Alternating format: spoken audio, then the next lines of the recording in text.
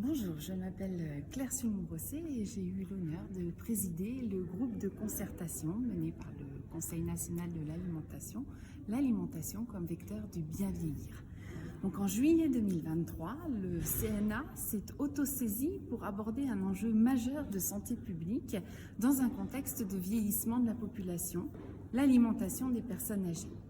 Ce travail a abouti à l'avis 92 publié en novembre 2024 qui rappelle l'importance de l'alimentation comme facteur clé de la santé et du bien vieillir.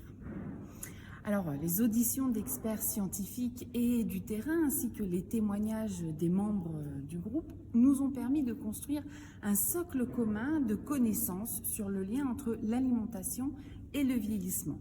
À partir de ces auditions, le groupe a identifié des constats et des enjeux parmi lesquels on retrouve notamment le fait que les personnes âgées de plus de 65 ans ont des besoins nutritionnels souvent supérieurs à ceux des adultes plus jeunes, notamment en protéines, pour prévenir un certain nombre de pathologies telles que la dénutrition ou la sarcopénie. Un deuxième point, c'est une baisse d'appétit. De nombreux facteurs peuvent influencer l'appétit des personnes âgées, rendant l'accès à une alimentation adéquate encore plus complexe. Un autre constat important, c'est que l'approvisionnement alimentaire doit être préservé et les offres alimentaires doivent s'adapter aux besoins et aux capacités spécifiques des personnes âgées.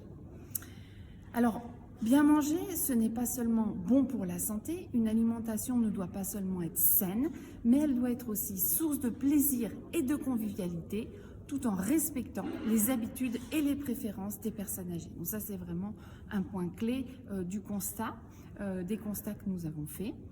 Enfin, deux autres constats. Les politiques actuelles doivent mieux intégrer la question de l'alimentation pour encourager les comportements préventifs et ce, dès la mi-vie.